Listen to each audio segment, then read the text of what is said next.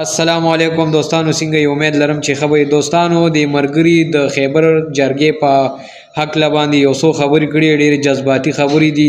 دا خبرې حقیقت هم کېدای شي. تاسو راځئ دا ویډیو وګورئ.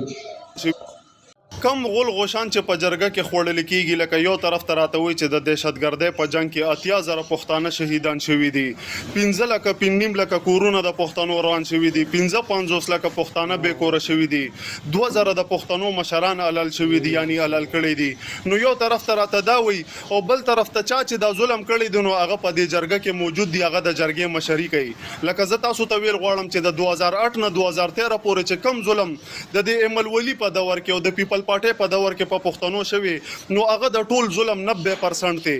نو تاسو پښتانه بیا هم خرئ، تاسو دماغ کار نه کوي. اول زخر یم او باقی را پسې ټول پښتانه خر دي چې دی پسې بیا دوباره ولاړ دي. پښتون چا تبا کړی دی؟ خو دی تبا کړی دی دا اوس چې د جرګې مشري کوي. لکه دا ایمل او دا پیپل او دا پی ډی ایم خدای دا پښتون غر کړی دی کنه، واغه پښتون خدایوالي ور پسې بیا دوباره ولاړ دی. نو یو مشر راته وی چې دی مخکې غلطي کړې ده، اوس پسې د شي، اوس هم نسیده کیږي. یو پیره بیا په دې ملک آئینی ترمیم کیږي او دا قوم یو پیره بیا د پی ډی ایم خرڅي. خو زمونږ د پاکستانیان او زمونږ د پښتانه دا خردي د غول خوري د روټه پځه او پس پیګبو باندې د روټه منډي دا اډو د سړی بچی نه دي د دې رم نه پیږي. خدای غر کړي یو بیا ور پسې ولاړ دي، او درېږي ور پسې چې یو پیره در کې بیا سم لرګي درو منډي. د الله پامان.